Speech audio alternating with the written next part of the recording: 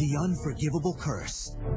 Only once has someone survived Avada Kedavra, and bears a lightning bolt scar for his trouble. Voldemort, his would-be assassin, was reduced to a thing barely alive.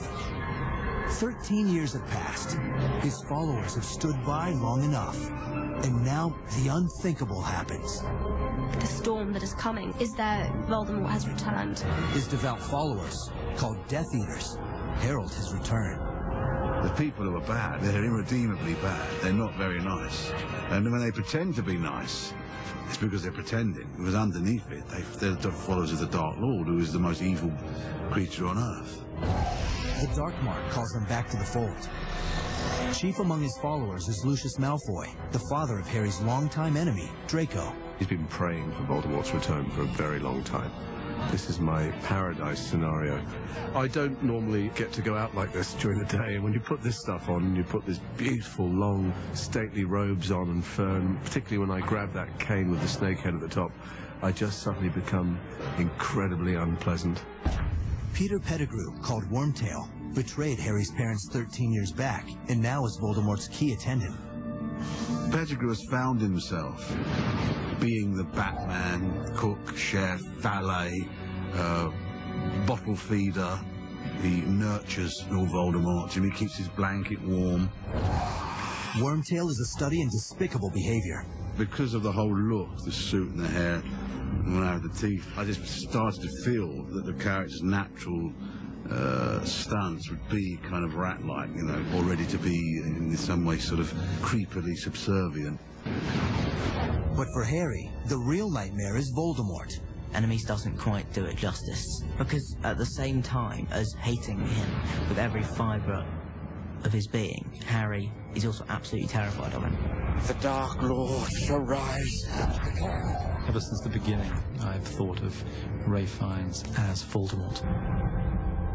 Is it Voldemort? He's really quite terrifying.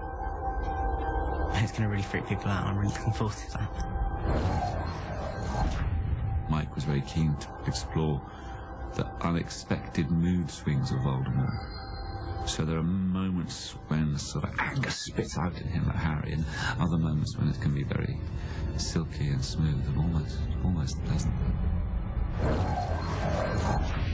The way he used his body, like he does all this stuff when he's being reborn with his hands, and it's fantastic. He's new in this body, it's new to him, so he's testing it. So when we first see him touching, feeling his head, feeling his face, his eyes pop open. Everything's going to change now, isn't it? Ow! You stood on my foot! Daniel, Emma, and Rupert have grown up on film. They've worked with some of the finest actors in the world and become better actors for it. They faced legions of adoring fans and yet held on to their humility. All as sweet and, you know, even sweeter possibly, if it's possible, than they were on the first film. They are good people, each and every one of them. I have made very good friends with them, but I would like some female company occasionally. Emma has matured, grown more comfortable in herself, become more confident. She's more outgoing and really caring for those around her. We got on really well, and they've made it so fun, Dan and Emma. And Rupert, funny, witty, droll. He has the humour of someone 20 years older than he is. Rupert is absolutely hysterical. He is so funny. And Emma is amazingly clever. Dan is completely unaffected by his fame, by all the attention, is able to do these really significant exams, study for them, and take on this most physical of all the films, this most challenging of all the films. It's wonderful, really.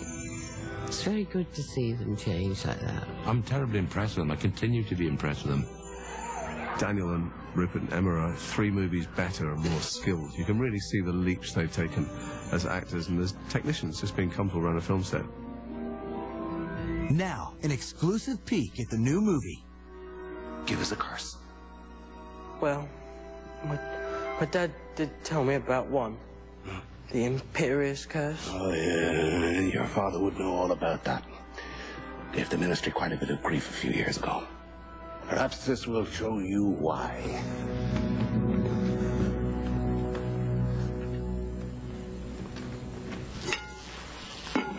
Hello.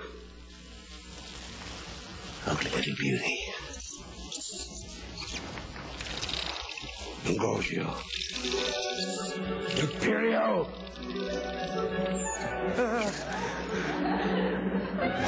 Don't worry, it's completely harmless.